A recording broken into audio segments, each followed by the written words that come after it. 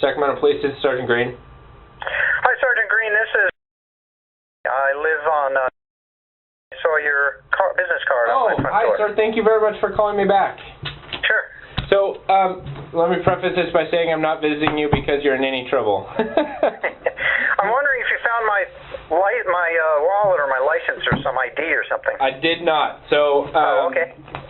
Hold on. Let me, and so you know, my phone line is recorded. We're speaking on a recorded line. Okay, sounds good.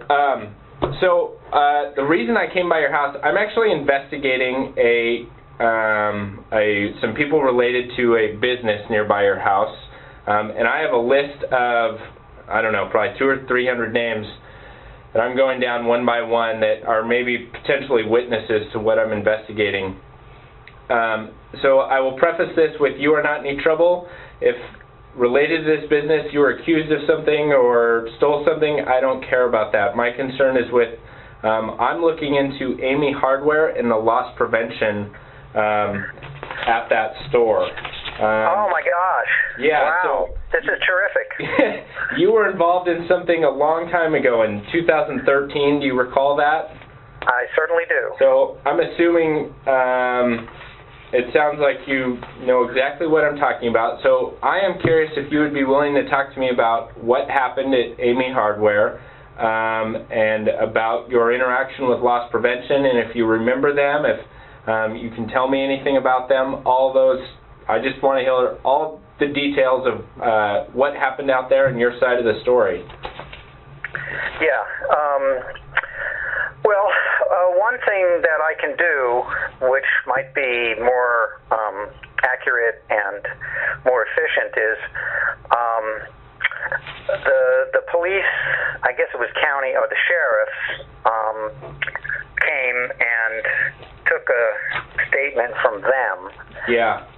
And I don't think they took anything from me, and they then, I guess they filed charges. So I had to show up, and I think the DA's office thought this was ludicrous. Yeah. And what I did was I think I submitted a photo that my ear had been bloodied.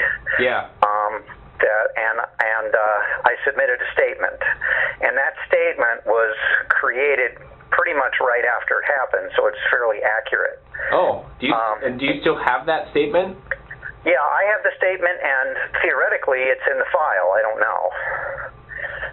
In the DA, yeah, I don't know if the DA's office will still have. I suppose I could try, but if you, well, I'm glad to recreate it. I shouldn't say recreate. I'm glad to find it. Yeah, I'm pretty sure I have it.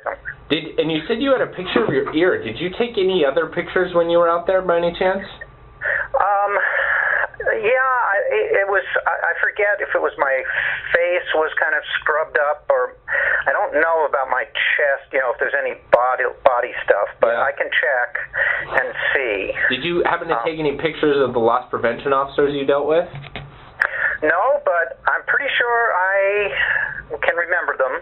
Okay.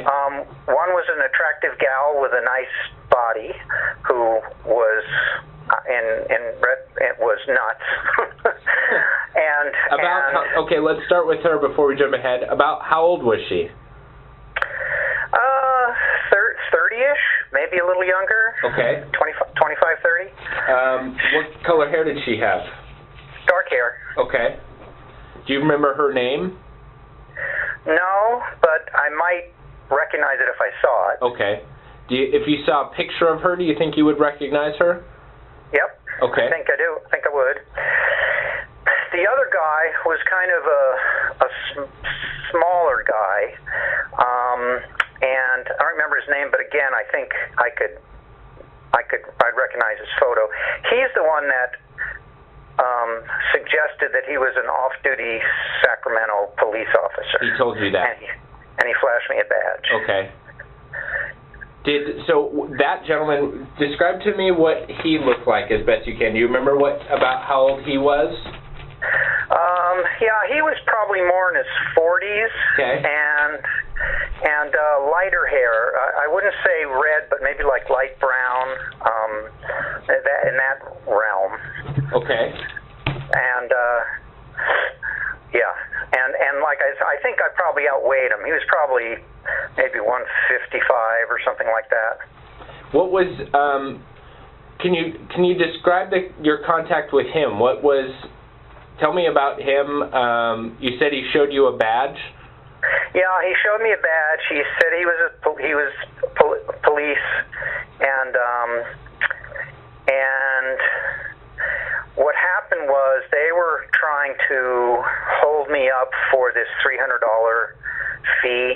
It was about $300 fee, and since I had made a mistake, and I had there were these little nail clippers that were mislabeled as flashlights or something. Yeah. And I had two of them. They're about $1.50 a piece, and I had my hands full. And eventually, I put them in my pocket, and the idea was to go up there and ask them what they were, because they kind of folded up into tiny little things. Yeah. And I wanted to make sure that it was a nail clipper, not a flashlight. And then I forgot about it, and I walked out, and they tagged me. And like I say, my hands were full with, I think, a couple of different types of rakes. So did you actually paid for some other items?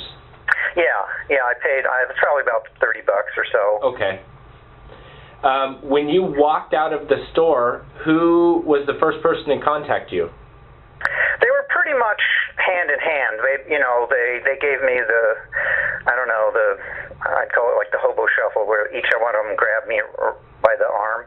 Okay, one didn't walk up, and then another one a few minutes later, they approached you at the same time. Yeah, pretty much. I mean, it may have been a step or so. But they were pretty much on the same page. And is that, when they first walked up to you, what did they say?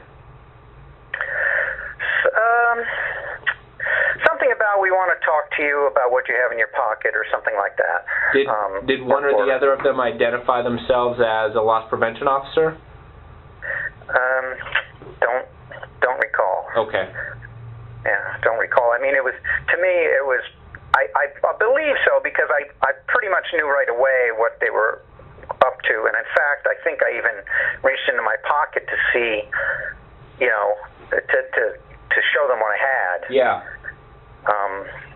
And so that was kind of, and then they took me in the back room, and tried to scare me about how I was going to lose my job, and all this, and told me that he was a police officer, and then they were trying to, and once I said that I wasn't going to sign this thing or pay them this money, they said, all right, well then we're going to call the police or the sheriffs, and they called the sheriff, and they couldn't figure out which number to call, and